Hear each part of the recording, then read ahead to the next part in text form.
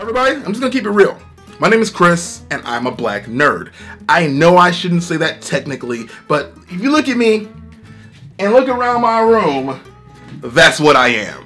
I don't want any beef, no drama, but I'm a black nerd. And today, Kindafunny Games put out a video where they talk about what it's like to be a black nerd in 2018. And they only had one black nerd on there, so I'm like, let me just go ahead and drop my sauces on this conversation with a little bit of a response. I also noticed in the comment section of that video that there were quite a few people asking questions like, well, what's the difference between a black nerd and a white nerd? And I'll tell you wholeheartedly that I'm not trying to play the race game here. I don't think anyone is. But a black nerd has a bit of a different stank to it because we went through a lot of adversity that you guys don't have to go through now. I don't think that the majority of black nerds today understand what it was like, or even white nerds understand what it was like to not be allowed to be your own race because you were the different one. I was the weird kid that was really into Pokemon. I was the weird kid that was really into cartoons when everybody else was talking about their Jordans and the throwbacks and Cameron and whatever the hell else was popular back then. It's just different because they were looking at me and telling me that I was not allowed to be my own race. I was not allowed to be the thing that I saw in the mirror. They were giving me an identity crisis by literally pushing into my head that because I didn't talk a certain way, didn't act a certain way, because I didn't do certain things, that I was no longer allowed to be black. White nerds don't get that. White nerds did not get told they were no longer white. They were like, hey man, you know, so you like video games? You're not white. Yes, I am. Look at me. I'm totally white. You know, we couldn't do that. They would look at me and go, hey man, you're really into Pokemon and you talk funny or different. You're not black. And I'm like, yeah, I am. They're like, shut up. No, you're not. Look at all of us. We're really black and you're just fake black. And I heard that stuff all the time. And I'm like, yo, what the hell is fake black? This is black as you can get. It's just black. Come on. But that didn't matter because I was still a kid in my developmental years, still learning how to come into my own, and I accepted what they were telling me. Even people outside of my race were telling me that stuff. Like, well, you know, you're black, but you're Will Smith black. And like, what does that even mean? Because it's kind of weird, because if you think about the Fresh Prince of Bel-Air, on that show, Will Smith was the black one, and Carlton, who was darker, was technically the white black kid, which made no sense, but whatever. And they talk about that even on the Kindafunny Games cast as well. But I'll dig into more of that later. But I just want to say that if you weren't given an identity crisis, if you don't understand that people were not allowing black nerds to be who they were on the outside and the inside, then you don't understand the quote-unquote struggle. But now that like nerd culture is mainstream culture, I think being a black nerd has lost a lot of its niche and a lot of its sting, because you are now just allowed to be a nerd, and it's a beautiful thing. I do think that the video being put out today in this modern day and age is a little bit of a misstep,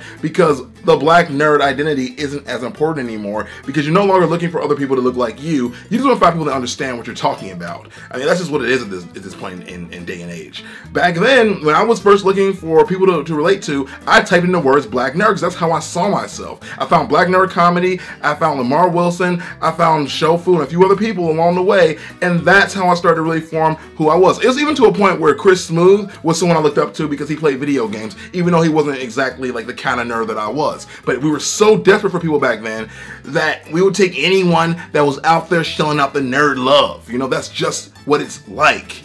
And then they made a comment that, well, there aren't really a lot of black nerd voices, or even black voices, period, in video games. And I immediately was like, no, I know a bunch of them. And I started going down my list of black nerds that I knew that were into video games or were voices or journalists, and they said there's only about 5. And I'm like, no, there's more. And I went down the list. There are about 5.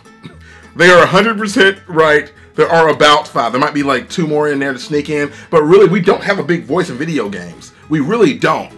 We have what, like the Gamer 2323, who's just a friend of mine who I just view as a big person, but he's not even big in terms of the ecosystem.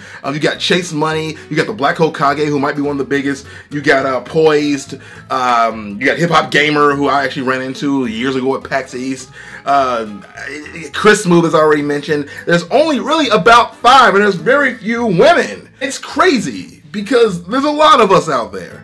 But does that even matter? I know there's going to always be a question in any kind of media of what does the black voice have to say about this? Especially with the resurgence of more and more black people being put in the forefront, with Black Panther being so popular. This is going to be a thing that continues to happen again and again and again. And I ultimately think it's awesome that we're now in a place where nerd culture is in the face of the media, and they're like, yo, this stuff is cool, it's dope, it's what we all do, we're all into it, nothing weird about it. When Pokemon Go was going on, everybody was calling me on the phone like, hey Chris, what's going on, man? Want to go capture some Pokemon together? No one was saying that a few years ago. Everyone was making fun of me a few years ago, but now it's cool, and I'm happy to say that.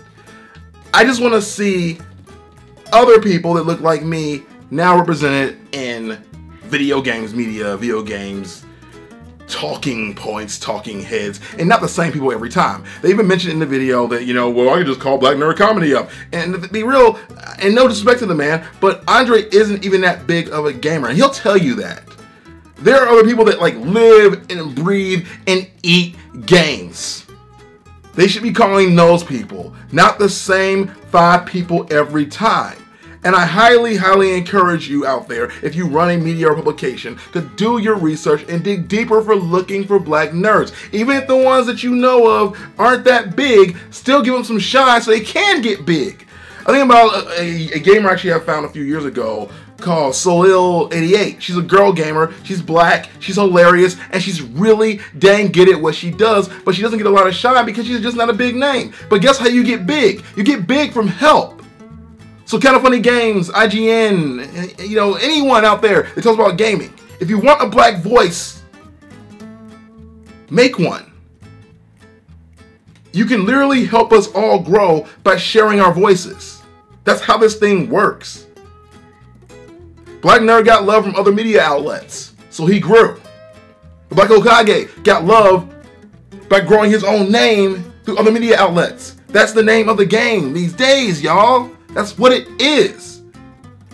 So if you want to see more blacks represented in this platform, you got to call them, whether they're big or small. Because the size of your voice is only as loud as the people that hear it. My name is Chris. I'm still a black nerd, and that's my word. If you like this video, let me know with a thumbs up, and let me know your thoughts on this whole black nerd life in 2018.